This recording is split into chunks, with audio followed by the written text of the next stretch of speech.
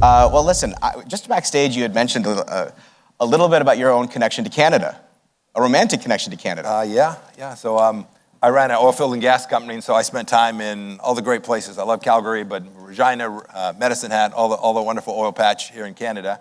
But then I was also engaged at Banff, at Lake Louise Hotel. So, yeah, 26 years ago, almost exactly. Yeah. She's still hanging around with me, too, so all good. For reasons that we're all grateful. That's wonderful news. But that means that you know a lot about our continent, our country, our potential. And so let me kick this off by asking you the first question about what the topic that's the headline here today, North America, and particularly Fortress North America. When you see the alignments that are occurring in trade relationships and the trading architecture between our two countries, what's your observations of that today? Oh, goodness. So I think when I think about it, by the way, in trade negotiations in particular, there are no angels. I was a part of a number of them, including the USMCA, the previous agreement between the United States and Mexico and Canada. These are hard fought, and sometimes for good reason, right? There are particular things that you want to do and preserve, and all fine. As a guy who ran as a Tea Party congressman from South Central Kansas, no trade barriers or no non-tariff barriers. Like, let's all go compete. That should be the model. It's very difficult to get to. And today when you see, and I hear all the noise between the United States and Canada, but it's great to be here because you all get it, right? You all get that, all right, strong and free. And that value set underpins the relationship. So, we had Prime Minister Trudeau during my time. One of your favorite people in the world, clearly. Yes. I won't live as long, but it's okay. Prime ministers come and go. Presidents come and go. But this relationship is underpinned by a deep understanding. I was part of the effort to make sure that we got it right on the security. Right, we have NORAD. We have all the stuff that we do together on the military side. We worked hard to get the two Michaels freed when they were being held by the Chinese government during my time. And those are evergreen. And so in spite of the noise, and I get it, I worked for President Trump, so I get it. I would wake up every morning, check my phone, make sure I had a job, and then go into the office. No, think about it. I was the 70th Secretary of State. He's the 45th president. I know how my successor got booted. Okay, I get the joke. By the way, he would always remind me, Michael, how many electoral votes did you get? Sir, 0. Yeah, okay, just remember that. I got 270. And so I get the noise that surrounds that, but I would just urge everyone, but especially the relationship in the United States and Canada, just watch the through lines that have existed over decades, and the relationships will end up in a really good and important place. Canada is important to the United States. We are incredibly important to Canada, and we should all work to round the hard points and do our level best, because the real problems aren't along our border. They're the ones that you spoke about in your opening. The rise of these fiefdoms, these authoritarians, is real and threatens all of us who believe in basic human dignity and property rights. I appreciate that. Now let's talk, exactly right, 100%. Let's talk about Fortress North America and that potential. Because in the roles that you've held, you've been able to see how power competition is forcing spheres of influence to be responded to. And much of your incredible diplomacy actually helped precipitate the realignments that we've needed across the Western world. But when you think of our hemisphere of North America, of South America, what's your observation of what's been happening in the last couple of years? It's interesting. In South America, I think it's the last 6 elections now, the governments have moved in a strong free market direction, right? So I'll call them center-right governments. I'm counting on yours to do the same here in Canada. I don't get involved in other people's politics. I've done enough election interference in my life. So I'm now out of the business. That's a joke for any of the media in the back of the room. That's a joke. The media don't understand you. Yeah, I appreciate that, yeah. I always kid that, if I watched the BBC, I'd hate America too. Anyway. We have the CBC. The CBC would be the same. So would CNN. We all have our crosses to bear. Ours is worse, I'm sure. Yeah. But carry on. Look, we should not take for granted that as the world changes and conflicts evolve, that the importance of neighborhoods does really matter. It's not. I'm not arguing. I don't believe in the concept of spheres of influence. I want the Chinese Communist Party to have a sphere of influence that is exactly zero. Like I want Xi Jinping to control the palace. But having said that, we all need allies and partners, and the best ones are the ones that share a common set of understandings about civilization and those that have close geographic proximity. And you're watching these conflicts, right? The way these very low dollar, very sophisticated weapons now can truly impact. We do need to do the hard work to protect and preserve we think of sovereignty as a political immigration issue, but it is a pretty dodgy world when a terrorist group can get 5,000 Shahed drones, put them in the back of a truck, and drive them somewhere inside of one of our countries. And that's going to require lots of cooperation between Canada and the United States, and I hope our partners in Mexico and South America as well. Well, let's talk about this because I think you've put your finger on the issue right away, which is Beijing. And what we've noticed, particularly in the last 10 years, is how they've weaponized commerce. Typically, commercial relationships were left a little independent from national security considerations. But in the globalized world we've inherited, all of these decisions that Beijing makes affects our supply chains, our economic security, the resilience of market democracies. Here in North America, what can we do to participate in securing those economic supply chains and the resilience of our economies? Oh, goodness. So I sometimes get asked what I'm most proud of, and I seldom answer it. But if really pressed, I was at the center of, and President Trump did the heavy lifting, and so did some of the other seniors. We changed America's policy. For 40 years, our policy had been, go sell more stuff into China, they'll become more like us. And I had this debate with Dr. Kissinger before he passed so many times, and he thought I was all wet. And when you disagree with Dr. Kissinger in America, that's like a bad place to be usually. So much smarter than I could ever be. But he was just wrong for our time. So I think I met with every nasty leader in the world. I met with the Taliban. I met with Putin. I met with Chairman Kim. I was with him for like 12 hours total. I'll never get that time back. By the way, I'm the American record holder, having passed Dennis Rodman, who was the previous record holder. It's a very funny story for the bar tonight. You're contemplating tattoos, clearly. Yeah, no, I have no tattoos yet. Exactly. The nose ring is missing as well. But the only one of them that can actually change the way we live is the Chinese Communist Party under Xi Jinping. That can actually change the very nature of the countries that we all love so much. So what do you do about that? So you have these deep supply chain commercial ties. We're not gonna decouple. It's neither practical nor do I think, frankly, it's in anyone's best interest. If they want to make beach balls and sell them at Walmart in America, knock yourself out. But when it comes to anything that is remotely related to technology and security, we should be, and I would include pharmaceuticals, biochem stuff. When you start to talk about the things that really are civilizationally important, we should make sure that we're making them in friendly places. So whether it's America or Canada or even our friends in India, right, partner places, South Korea, we should have friends that have enough of that resource and capability that we never find ourselves in a place where we did during COVID, where we just didn't have stuff that we needed.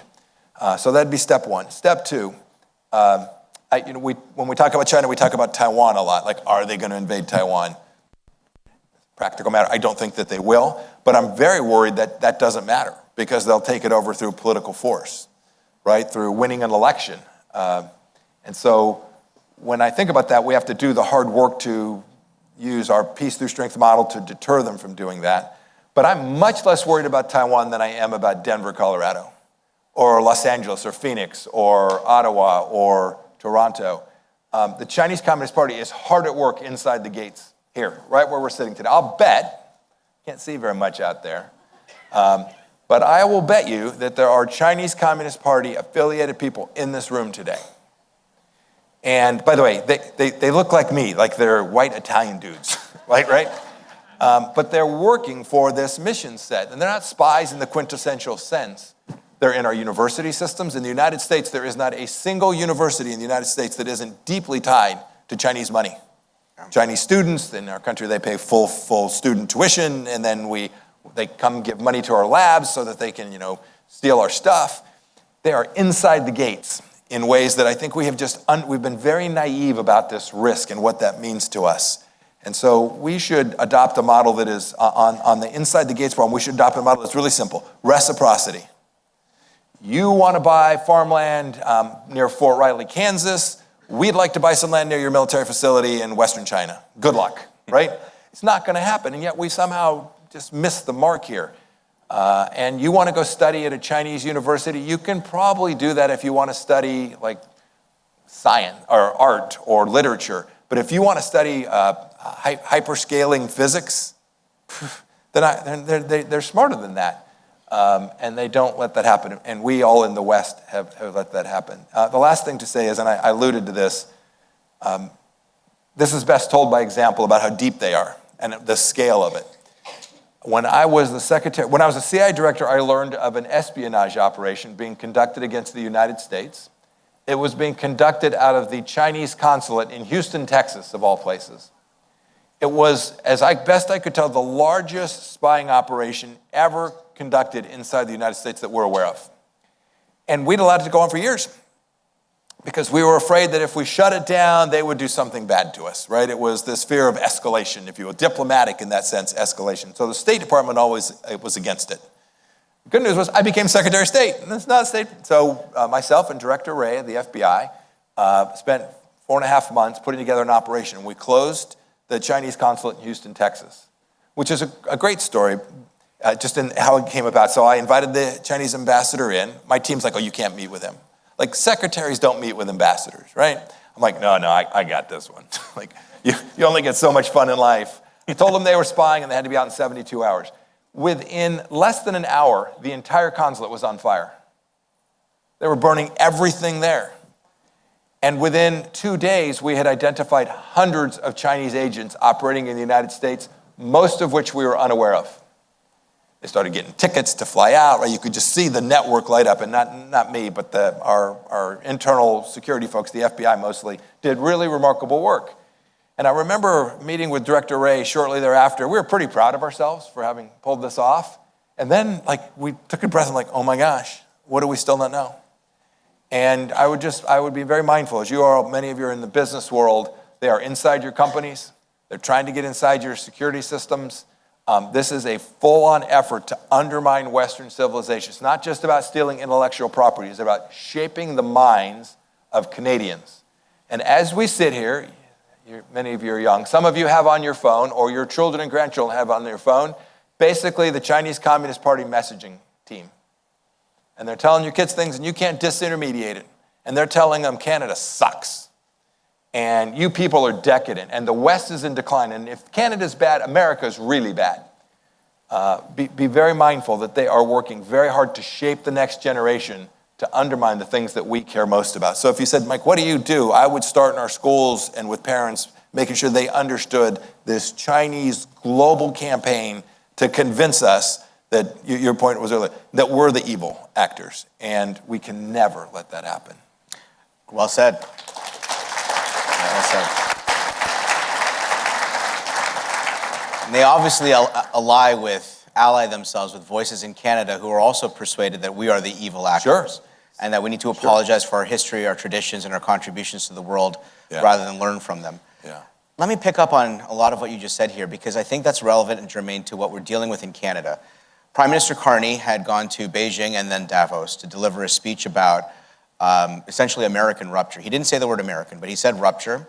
The only country he mentioned he in meant his American. Speech, well, the only country he meant in his speech, that he mentioned in his speech, was Beijing and China. In the last months, although in the campaign he had articulated China as the greatest threat to Canadian national security and the Canadian economy and Canadian way of life, he has gone on a full tilt campaign to deeply partner with Beijing. He has not provided Taiwan air flight access to Canada, but he sped a deal forward for a Chinese air company. My colleague Adam Chambers mentioned that in House of Commons today. Interesting. Decision after decision has seen Prime Minister Carney tilt toward Beijing, and now more recently toward Europe. In this era of geopolitical rivalry, with China being the threat that it is, with its capacity to deceive, with its ability to commercially influence and to buy, what would be your advice to Canadians about that threat and the direction that this government is going? Yeah, it's really pretty straightforward. History does come back around. This effort to undermine the central thesis of what we all care about, the Western idea, there have been many have tried. These folks are closer today than ever. And so you have to return to basic principles, right? The very reason that you all came to this conference, to be part of this, right? These ideas that we hold so dearly are antithetical to what the Chinese communists, I mean, they're completely polar opposites. And so when I see someone like Prime Minister Carney or the leadership in Spain or whatever, who would say, gosh, we're really mad at Donald Trump, or we're really mad because of America, and then they say, and we're going to go choose the Chinese Communist Party as our counterparty because of that. That is, I try to be kind. Hang on, I can't. Misguided. I'll try to be kind. It's misguided. Thank you. It's very short-sighted because they will sell your nation's values down the river in 2 seconds. Think about this, just to put it in perspective. In late 2019, early 2020, it became very clear to the United States government that the virus that spread across the world had come from a Chinese lab. I don't know, as a CI director, we had high confidence that was the case. We had good evidence. I don't fault Xi Jinping for that. It was a lab error. I guess I fault them for not having good security at their level 4 biolab. But it wasn't intentional. He didn't spread this he didn't get it out of the lab so he could go kill 10 million people and destroy economies. But when he learned about it, he took every action that demonstrated absolute reckless negligence, gross negligence with respect to human life. He put people on airplanes and sent them to Europe. He knew what he was doing then. So in America, our system, that'd be murder one of 10 million people. And Xi Jinping hasn't lost one moment of sleep as a result of that. And so when we begin to talk about these leaders sort of like, oh, we're going to hedge with China, no, you're going to get your head handed to you. And they will do it slowly and with a smile, and you'll get a nice dinner, and they'll roll out the red carpet, and some of you will make a lot of money from it. They will bribe you until they no longer need you. Some of you would tell me, Mike, we own a facility in China. You own nothing. You are a squatter. And they will take it away from you the moment they think it's useful. Here you go. How many of you lawyers have actually tried a case in a Chinese court? Right, yeah, you have to laugh because there's no capacity to enforce basic contract and property rights. The central thesis of conservatism, right, is that the way you build is these ideas of property right and human dignity, the fact that we work and create value for ourselves and our families. None of that is part of their law or their culture. So my urging to them was move past the irritation and remember who the people are that share your values. And if you do that, you'll get it right and off. And by the way, here's the good news on this side. That sounds a little depressing. Here's the good news. 3/4 of the world's GDP sits on our side of the line today. Maybe it's only 2/3, depends on how you count it and how you value different currencies. But the vast majority, you put India, South Korea, Japan, most of the rest of Asia, ex-China, Australia, you take Europe, most of them sit on the side that shares a fundamental belief about life in the same way we do. We should make sure we're all working on team decency. Team decency. Now,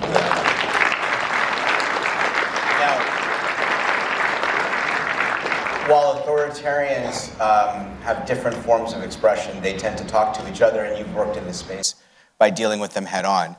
Xi Jinping's China had built Russia and the Kremlin into a gas station, essentially, to supply the rise of the Middle Kingdom.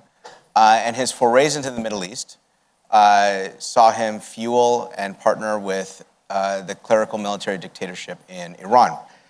And when you see what kind of, to the tune of billions of dollars in Belt and Road Initiative support, technological trade, shadow fleet, discounted energy deals, in the last 3 years, October 7th, as we've all been horrified with, not just unleashed war upon the Jewish people in the state of Israel, but war upon the Jewish world well beyond.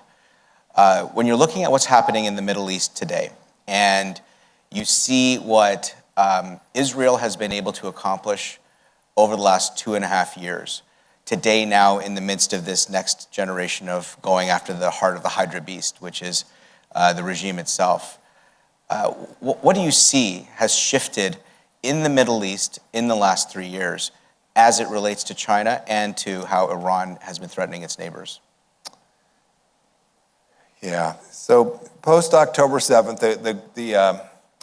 if one wants to point to something and say something good came from this, and that's hard to think about, it is the case that the Russians and the Iranians and the Chinese have a significantly smaller grip on anything in the Middle East than they've had in the last 17 or 18 years, when they really began to collectively build out there. The Russians have lost nearly everything, right? Their puppet in Damascus is gone. Hezbollah greatly diminished. Hamas weaker, but not gone. And of course, their launching pad, both of them, was Tehran, now in a very difficult position. They also made a strategic decision to fire ballistic missiles at their Muslim brothers, not just at Al-Udeid Air Base or at al-Assad in Iraq, and not just, frankly, even at energy infrastructure. They fired at hotels and civilians. In fact, in the Emirates, 2/3 of the attacks were at purely civilian targets. Think residences, schools, mosques, nothing to do with any infrastructure, energy, commerce, or military targets.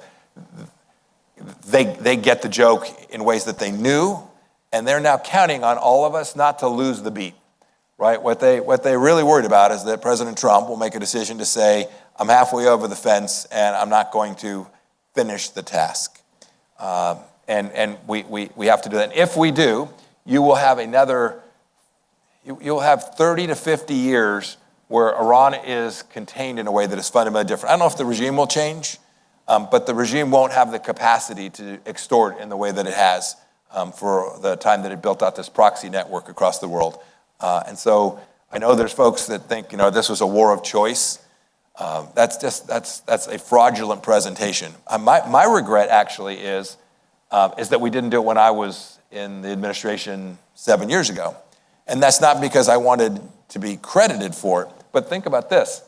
7 years ago, had the United States taken this action, or 4 years ago, or 11, there wouldn't have been one Shahed drone.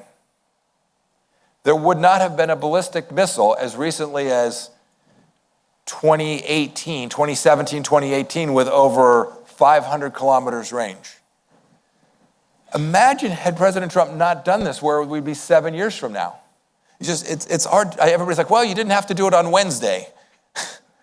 Okay, that may be true, but at some point, a nuclear-armed Iran with a conventional system around it that would have precluded us doing what we're doing today, in the same way that it's hard to imagine doing what we're doing on North Korea, because they have such a conventional system that can destroy Seoul in a handful of hours. This was not only proper but necessary, and now the task is to build out a Middle East that shares commercial ties. The Abraham Accords was a piece of this. Let me say congratulations on the most important diplomatic accord in the last century. Thank you. I take a little piece of credit for it. There were so many hands: Secretary Mnuchin, Jared Kushner. We had two great ambassadors, David Friedman and John Rakolter, who was our ambassador in the Emirates, and then the three leaders, Mohammed bin Zayed, Prime Minister Netanyahu, and President Trump. They all took risks to put that foundational piece in place. And by the way, Mohammed bin Salman in Saudi Arabia, while he didn't sign the accords, none of this would have happened without him saying, okay, let's go do this. And so I credit those leaders who took a lot of risks. And I think we're seeing the benefits of that today. But it is a moment, and the task is not complete. And so I hope we'll get help from our European friends. It looks pretty scarce, but always welcome. You're looking at... and our Canadian friends, too. Come on. Let's go. We're trying. I know. Do you, staying on the Middle East just a little bit further, do you think it's possible to demilitarize Hamas? Yes. Yeah, you can absolutely do it. And when I say that, you're not going to get every hand grenade and every rifle, but you can decapitate the regime, the Hamas leadership, in a way that doesn't permit them to organize and build out any infrastructure capable of doing what they did on October 7th or anything that approximates that. It is not an easy task, and it is years in the making. It's not next week or next month. They're not going to line up and hand their weapons over in exchange for $50. So this is a long process, and the Israelis will stay at it and continue to be deeply involved in Gaza until such time as it occurs. That they're not going to. By the way, this is not about Prime Minister Netanyahu. I hear people, mostly from the left, but some in my party, saying, "Oh, the problem is Netanyahu." There is not a Prime Minister of Israel who has any chance of getting elected who would not do almost precisely what Prime Minister Netanyahu has done to date and will continue to do. Whoever their next leader is, whatever it is, you should never predict Bibi losing. That's you'll lose a lot of money. So it's a hard problem. And Hezbollah is equally difficult, if not more so. But when you cut off the master in Tehran, the paymaster in Tehran, you now increase the probability that the Lebanese armed forces can take on Hezbollah, and you can build out something through whatever mechanism, the border peace or whatever mechanism, you can build out something in Gaza that provides sufficient sovereignty and security for Israel to give them a chance to self-govern. You have the IRGC is failing to meet payroll and provide bonuses to their brutal repression and the instruments of it. They were able to pay bonuses after they killed over 40,000 Iranians back in January 8 and 9. Their energy is now starting to find no home. The shadow fleet and the deals that they had made with China, the teapot refineries that have been sanctioned by the United States, seems to be choking the regime financially. Unpack this for us. Yeah, it is. It's absolutely choking them. But you've seen regimes like this in history. They survive an awfully long time, right? Because they starve the people and feed themselves. That's what Chairman Kim does in North Korea, right? 27 million North Koreans, 25.5 million of which are in destitute poverty, 1.5 million of which have a pretty decent life. So they can last a while. It's not going to happen in days or even weeks. But I am mindful when I hear some talking about, oh my gosh, it's been a failure, and well, the regime will never change. They're going to stick around forever. Those same people said that about the Soviet Union. And I was a soldier in Germany, patrolling the East German border from 1986 until October of 1989. I was a young lieutenant. It was a great job, by the way. If you want a good beer hall in Munich, I'm your man. I know them all. When I left, no one thought that the Soviet Union was on the verge of collapse or that the East German wall was going to come down. And 8 days later, it did. And when I say no one, they at least didn't inform Lieutenant Pompeo. But I don't think the captains, majors, colonels, or generals knew either. These things have a way of looking incredibly strong until they break because they become fragile. And the work that's been done, not only the economic work that's been done, but the defenestration that the Iranian people saw of their military that told them, no, we can protect ourselves, and watched all of the destruction that took place. And then, they're all having dinner, and the person next to them works for Mossad, for goodness sake, right? They can see that. And so I suspect it is a lot more difficult today and a lot more fragile than the West actually perceives. But it doesn't mean this is quick and easy. Never has been. Never will be. But if we stay at it and we're determined, we will get a lot better life for the 80 million people who live there, or the 85 million folks who live in Iran. And more importantly, as an American, the risk that an American has to go there and risk their lives 5, 10, 15, 20 years from now will decrease dramatically. Well, you're already seeing peace negotiations between Israel and Lebanon as a result of Hezbollah being weakened. You're seeing Iron Dome being deployed in the United Arab Emirates as a result of Iranian aggression. You're seeing an end to OPEC and perhaps the permanent disruption of GCC. Yeah. These new alignments are fascinating in the region and for the world. What does it mean for North America? It means we should be part of that, all of us, right? Those alignments are going to work. They're not just going to work. We think about that. We think about the Middle East as to your point about as a gas station, right? As an energy supplier. They are, and many businesses have thought of them as capital suppliers as well, right? As a result of their resource wealth. But these are really good partners for us in North America. They're good trade partners. They can be fantastic military partners for us. They have demonstrated that. When I was the CIA director, they were fantastic intelligence partners as well. By the way, as was the Canadian Intelligence Services. I worked with two of them. You should know, your intelligence services are world-class. They're really, really good. And they're not political. In the same way that the CIA is not political, they just do their freaking job. And you should be incredibly proud of that. And so we ought to go build them, and then we should encourage, when you start to move to the Middle East, we should encourage Asia, Central Asia in particular, to connect with them as well. And you're starting to see some of these pipelines move energy, and not just energy but goods across that corridor as well. That will create a connectivity that lets Central Asia come to the West and not be so dependent in the East as they have been for the last 35 or 40 years. So Central Asia, Ukraine, even going further into Europe. One of the things I find fascinating about this conflict in the Middle East is also how Ukrainian technologies and interceptors have created new relationships across the Gulf region, which has typically been a bit agnostic about the war in Ukraine. That's very polite. You could be a diplomat. I'm not very. I'm not, a bit that's the first time somebody called me diplomat. Yeah, I'll take it. there you go. What I would also say is Ukraine has now, in the last 2 weeks, undertaken bombing Russian ports, Russian energy port facilities that have been supplying into other parts of the world. In many ways, the Ukrainians are making the sanctions imposed on Russian gas and Russian oil a bit more permanent. We haven't seen anything from the White House on that in the last couple of weeks. What's your interpretation of how that's being perceived? So it's interesting. I have been critical of President Biden's approach in Ukraine and President Trump's. In my view, neither of them did the necessary to battle the evil that is Vladimir Putin, to give the Ukrainians the capacity to do what you're seeing them now begin to do. Full disclosure, I'm an advisor to a company called Firepoint in Ukraine. It makes an amazing cruise missile. Many of the strikes you're referring to are a missile called the Flamingo. They build it. It's really a fun name. It's yeah. Long Did you play a role in that? I did not play a role in that. What's interesting is the Biden administration would have had this happen, would have told them to stop. And at the very least, this White House has said, I don't know what you're talking about, right? That is a good thing. Imagine that we told the Israelis that they couldn't attack into Gaza, that all they could do was just use their Iron Dome to defend their own nation.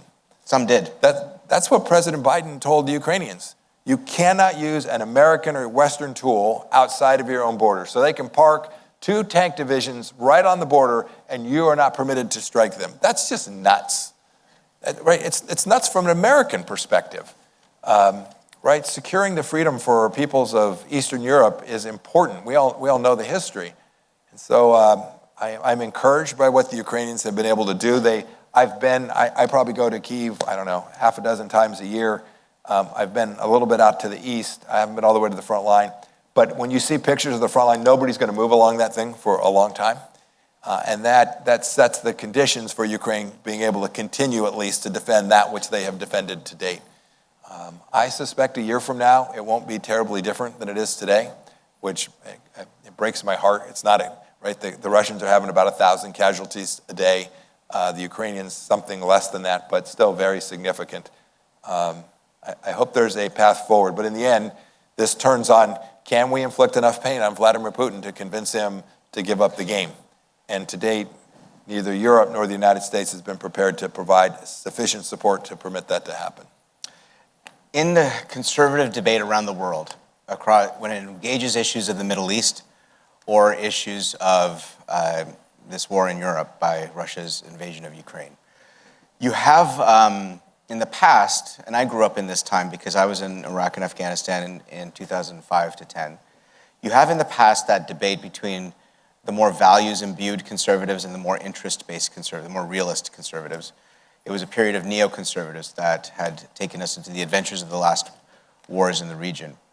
But today, when you look at modern conservatism, there is a different break that's happening in terms of how to assess the facts of the Middle East and how to assess the facts of Vladimir Putin and what they're doing in Ukraine.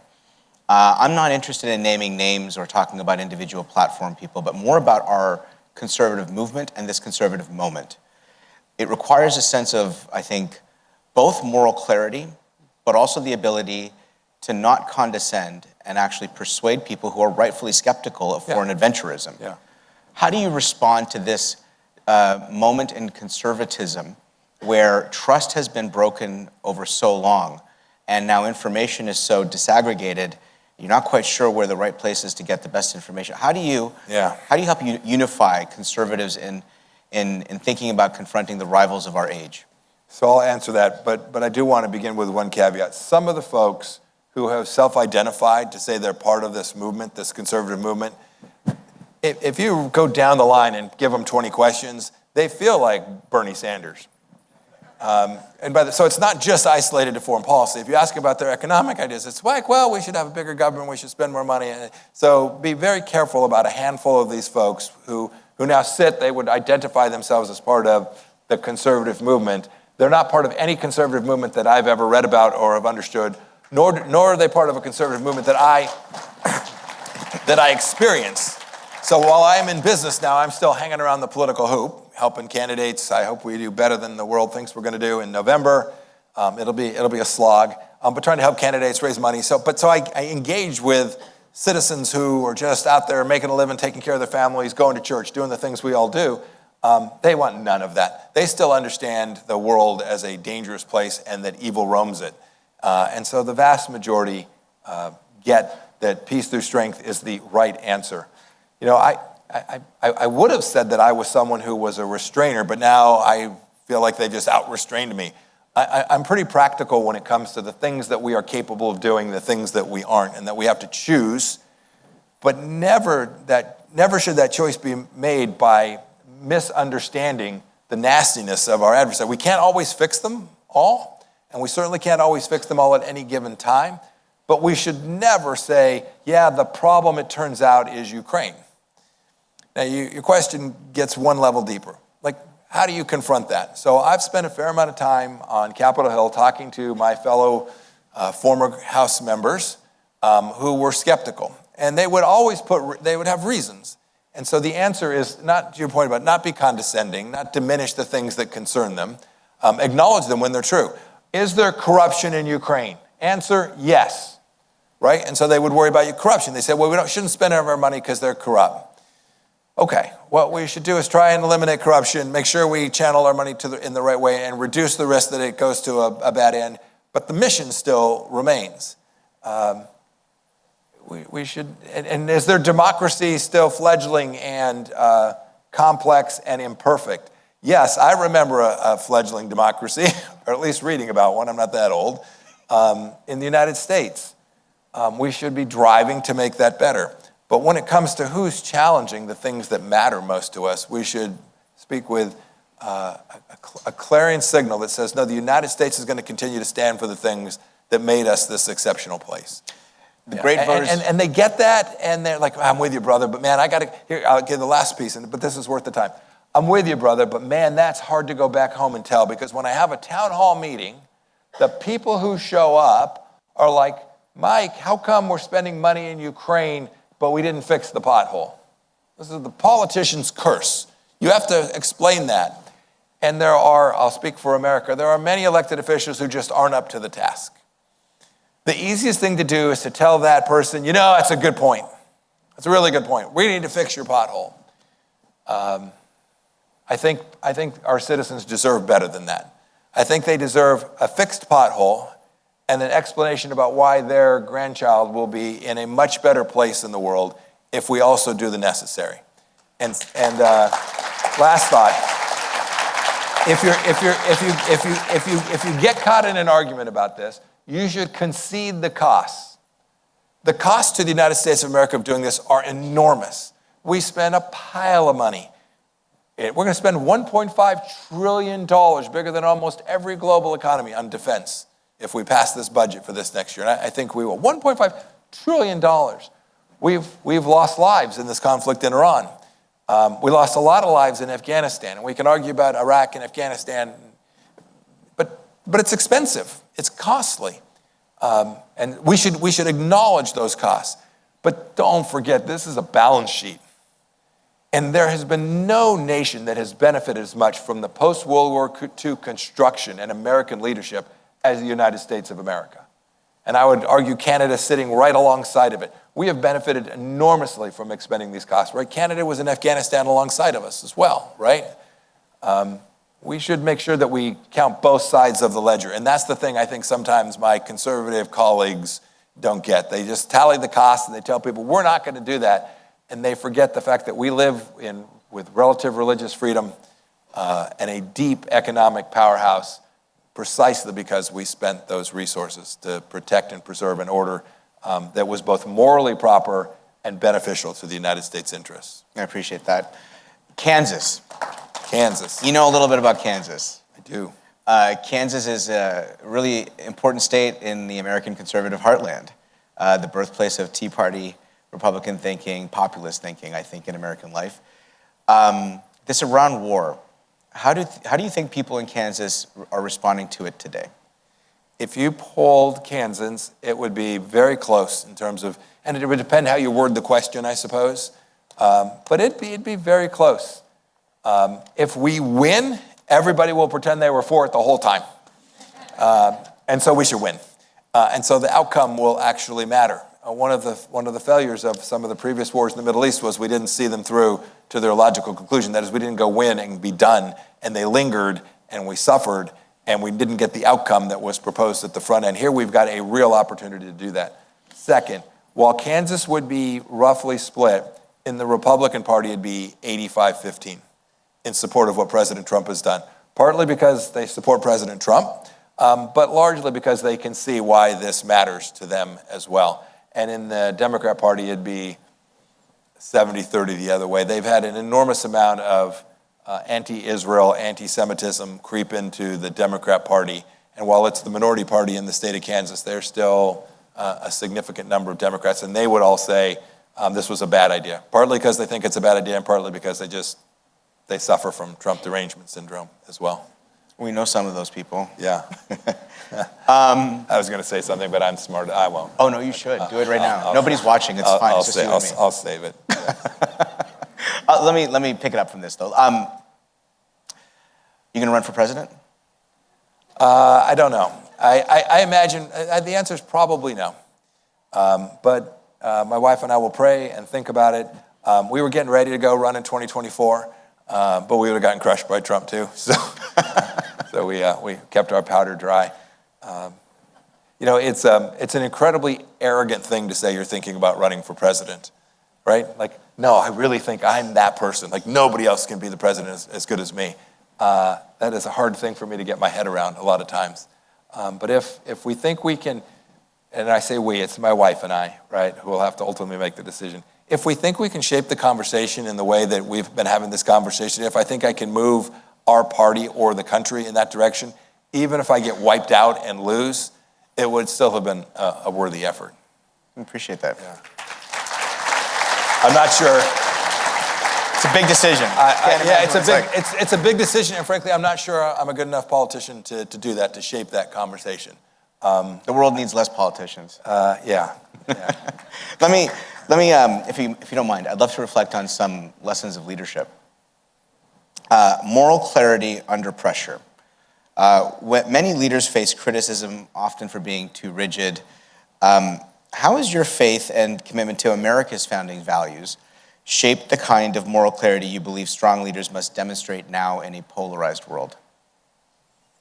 Two thoughts. So I just have been incredibly blessed.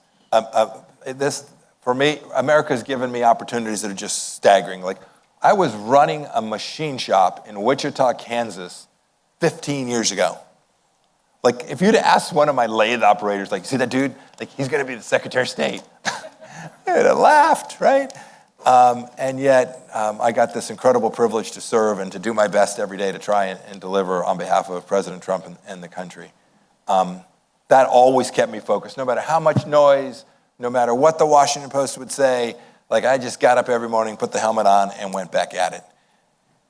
I will say this, and I think this is true in lots of parts of life, not just for senior leaders of nations, but for business leaders, for faith leaders, for leaders in their family. It is really important that we each stay grounded. If you don't know who you are, if you don't have this deep understanding of who you are, you will get whipsawed and the system will crush you. And you will end up saying things and doing things that you would not have believed you would say or do 2, 5, 10 years before that. And so when I think of like the most important qualities when I'm looking for someone who's going to go lead something that matters to me, I'm looking for someone that I know is anchored, deeply anchored. I think that often comes from faith. That happens to be my bias. But it can be in a understanding of nation as well. And if they're just doing it because that's the flavor of the day, the Tea Party movement is ascendance, the MAGA movement is in ascendance, whatever it is, man, they will end up going with the flow. And that's not the kind of leaders you need in any one of the institutions that really make a difference in our countries. Okay. Leading through crisis. You've had a long tenure. Looking back on your tenure, what was the most testing moment that revealed what constitutes that strength to lead really requires? And what did it teach you about decision-making under fire?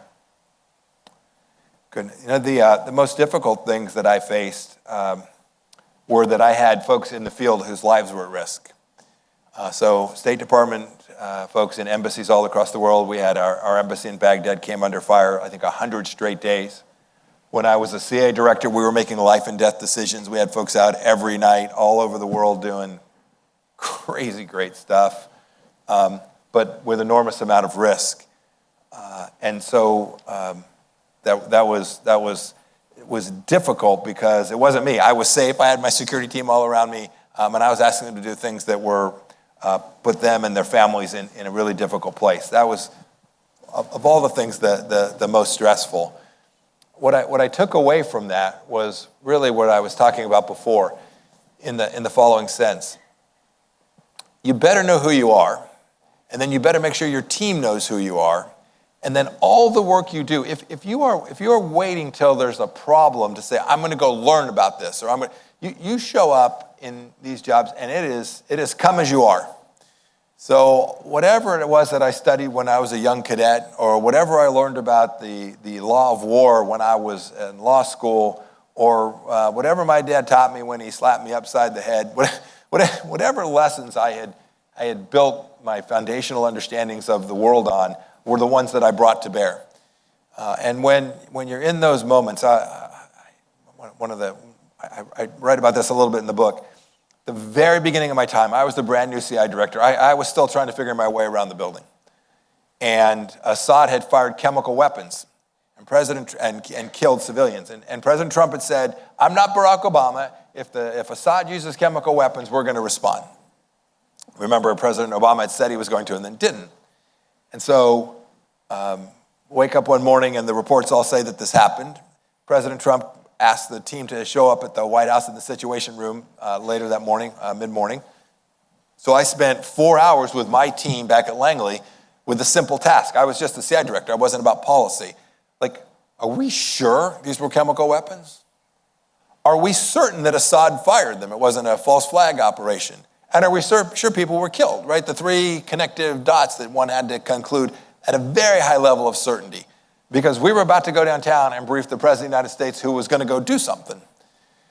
And I brought the team in, about 6 or 8 people, and I started with the youngest person. It was a female. She was fantastic, about a 25-year-old gal. And she was the SIGINT person in Syria. And she is the one who had listened to the SIGINT that morning. And I said, so, what do you know? And she said, it was him, it was chemicals, and it killed people. And I said, go downstairs, get in the vehicle, you're going to the Situation Room. And at that point, I was just kind of testing her to make sure she was like not going to back up on her story later. But I took her down there. It was crazy. We're in the vehicle, and she's like, her hands are shaking like this. And I'm thinking, my hands are about to shake too, but I'm not going to let her see it. Those are the moments that you're just counting on the fact that you've got a team and you know enough that you can have confidence in your own leadership ability to deliver the things that the leaders around you and the team around you needs. And if you haven't done the hard work in preparation, if you're waiting till, gosh, I won't learn that until I get the job, it's too late. Thank you. In your book, you define pipe hitters, people who deliver excellence and don't avoid hard fights. We have a room full of a lot of young people from across our conservative movement here. And in my closing question to you is your advice for the next generation, which is for rising leaders in government, in business, in politics, or the military who want to embody the kind of strength that you've held, the kind of strength you call on all of us to exhibit. What one non-negotiable habit or mindset would you urge them to cultivate? I've met successful, lazy people, but not very many. There is very little substitute for willingness to work your tail off. And my son, if he was here, he would roll his eyes about now. But hard work is both virtuous in its own right and matters in everything that you do in life. It matters as the head of household, as a leader in your family, raising your children as a mother. It matters in your business life. It matters in your interpersonal relationship with friends. The ability to work and sacrifice and do the necessary when no one's paying any attention makes a heck of a lot of difference. It doesn't mean you'll be the next CIA director or the head of Canadian Intelligence Services, but boy, it increases the chances a hell of a lot. And so I hear people talk about like work-life balance. And by the way, sign me up for that. I love a good party, but in the end, there are enormous personal and family and big payoffs to those who are willing to do the hard things and to help others do difficult things. And so I would just say, if you have a choice, fine, go have fun with friends on Friday night. But on Saturday, get back in the books and do the extra thing. Spend 30 more minutes at church on Sunday, wherever it is, or in your synagogue, or wherever you may be. Those are the things that deliver an increased probability that you will be able to have a successful life as you self-define it. I wish I had a slicker answer than that.